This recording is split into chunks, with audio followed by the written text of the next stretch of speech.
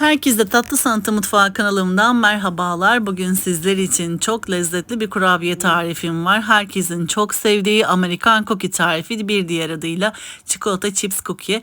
Bu lezzeti henüz denemediyseniz benim tarifimi denemenizi tavsiye ediyorum. Bu sefer farklı şekilde sizlere sunmak istedim.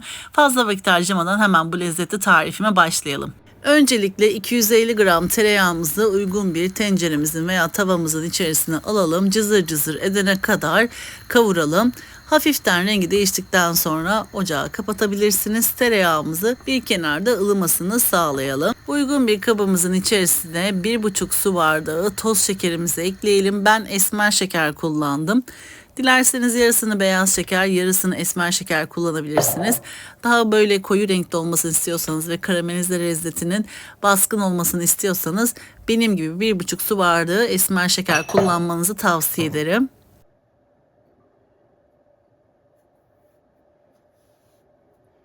İki adet yumurtamızı ekliyorum. Ve el çırpıcımızla yumurta ve esmer şekerimizi güzelce çırpalım. Bu aşamada 2-3 dakika kadar çırpmamız yeterlidir. Erittiğimiz tereyağımızı kabımızın içerisine ekleyelim ve karıştıralım.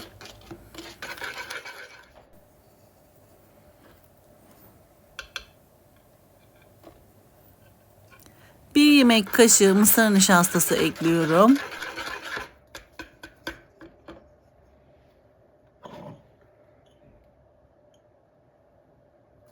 Bir çay kaşığı karbonat ekliyorum. Yarım çay kaşığı tuz ekliyorum. Bir çay kaşığı hamur kabartma tozu ekliyorum. Bir paket yani 5 gram toz vanilya ekliyorum. Bu malzemeleri de el çırpıcısıyla karıştırıyorum. Öncelikle 2 su bardağı un ekliyorum. Sonra 2 su bardağı daha un ekleyeceğim.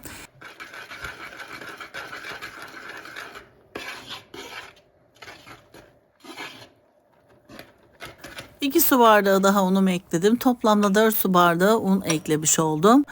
Bu aşamada bir spatula yardımıyla karıştıralım. Hiçbir şekilde elinizle yoğurmadan bir kaşık yardımıyla, tahta kaşık veya spatula yardımıyla bu aşamada karıştırabilirsiniz.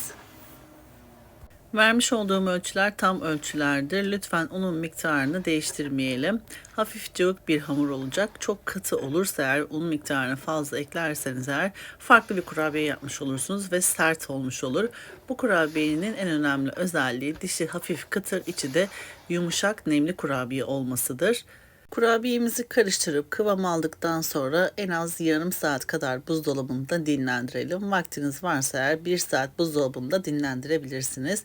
Dinlenen kurabiye hamurumuzun içerisine 240 gram çikolata ekliyoruz. Ben yarısını sütlü çikolata, yarısını bitter çikolata olarak hazırladım. 120 gram sütlü çikolata, 120 gram bitter çikolata olarak hazırladım. Çikolatalarımızı bıçak yardımıyla doğrayabilirsiniz veya iri parçalanmış çikolata ile de kurabiyemizi hazırlayabiliriz. Her iki türlü de olur. Tamamen damla çikolata ile yapmanızı tavsiye etmem. Çünkü damla çikolata ile bu şekilde parçalanmış çikolatanın tadı farklı oluyor. Kurabiyemizin kıvamı bu şekilde, yakından da gördüğünüz gibi hafif cıvık bir kurabiye hamuru ama elimizde de şekil verebileceğimiz bir kurabiye hamuru. Ben daha önce sizlerin de çok beğendiği bu tarifimi yuvarlak olarak orijinal haliyle şekil vererek yapmıştım. Bu sefer çubuk halinde, rulo şeklinde yapmak istedim. O yüzden 2 yağlı kağıdın arasına hamurumun hepsini koyuyorum ve elimle hafifçe yağlı kağıdın üzerine bastırıyorum. Sonra merdane yardımıyla açıyorum. Çok ince değil, çok kalın da değil. 1 santim kalınlığında yaklaşık hamurumuzu hazırlayalım ve merdane ile açalım.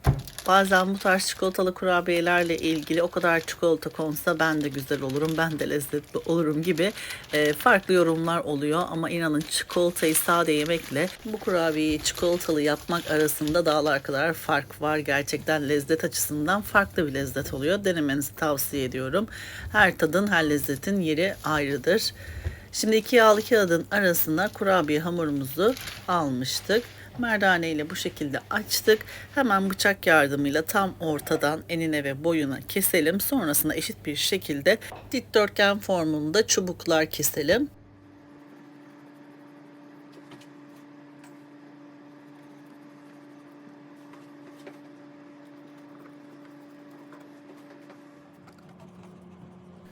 Kurabiyelerimizi bıçak yardımıyla dilimler halinde kestikten sonra üzeri için damla çikolata serpiyoruz. Dilerseniz serpmeyin de bilirsiniz. Görsel açısından farklı olması için damla çikolataları serpiyorum. Ben bitter damla çikolata kullandım üzeri için. Dilerseniz beyaz çikolatayla da veya sütlü damla çikolatayla da üst kısmını hazırlayabilirsiniz. Kurabiyelerimize şekil verdikten sonra yağlı kağıt serili fırın tepsimize aralıklı bir şekilde kurabiyelerimizi dizelim. Bu kurabiyelerimiz birazcık kabarıp yayılacağından dolayı aralıklı bir şekilde dizmenizi tavsiye ederim. Kurabiyelerimizi 175 derecelik fırın ayarında 10 dakika kadar pişiriyoruz. Lütfen kontrollü bir şekilde pişirelim. Gerekirse fırının başında bekleyerek kurabiyelerimiz tam 10 dakika olduktan sonra fırından çıkaralım. Çünkü fazla tutarsanız fırında sert bir kurabiye olur. Bambaşka bir kurabiye yapmış olursunuz. Ama 10 dakika içerisinde kurabiyelerinizi pişirirseniz eğer kurabiyenizin dışı hafif kıtır, içi yumuşak, nemli olacaktır. Bu kurabiyenin özelliği de bu şekildedir. Kurabiyelerim 10 dakikanın sonrasında fırından çıktı. Yakından da gördüğünüz gibi muhteşem oldular. Şimdi hemen bir servis tabağına alacağım. Sizlere yakından iç dokusunu göstereceğim. Öncesinde bu şekilde benmari usulü çikolatayı eritip de sadece uç kısmını çikolataya batırarak da servis edebilirsiniz. Hem şık oluyor hem de çikolatayı fazla sevenler için ideal bir lezzet oluyor diyebilirim. Sade olarak da sunum edebilirsiniz. Bu şekilde çikolatayla da yapabilirsiniz.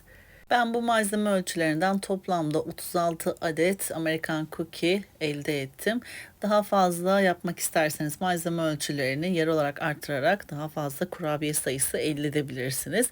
Daha az yapmak isterseniz de malzeme ölçülerini yer olarak azaltarak daha az sayıda kurabiye sayısı elde edebilirsiniz. Yakından da gördüğünüz gibi iç dokusu da muhteşem. Soğuk sütle, soğuk kahveyle veya sıcak kahveyle çayın, kahvenin yanında çok lezzetli tüketebilecek bir kurabiye diyebilirim. Benim de en sevdiğim kurabiyedir. Sizler yakından iç dokusunu izlerken ben de sizler için küçük bir hatırlatmada bulunmak istiyorum. YouTube kanalıma henüz abone olmadıysanız YouTube kanalıma abone olmayı, paylaştığım videolarıma beğeni bırakmayı lütfen unutmayınız. Gün aşırı yepyeni tariflerimi kanalımda sizler için paylaşıyorum. Anında haberdar olabilmek için bildirim zilini lütfen açınız. Böylelikle yepyeni tariflerimi ilk siz görmüş olacaksınız. Bu tarifimi ve videomu beğendiyseniz eğer sevdiklerinizle paylaşarak bana destek olabilirsiniz. Tarifimi denedikten sonra yorum kısmına düşüncelerinizi yazarsanız henüz tarifimi denememiş olan kıymetli takipçilerim için fikir olmuş olacaktır. Şimdiden tüm destekleriniz için hepinize çok teşekkür ediyorum. Bir sonraki yepyeni tarifimde tekrardan sizlerle görüşmek üzere. O zamana kadar kendinize çok iyi bakın. Hoşça kalın.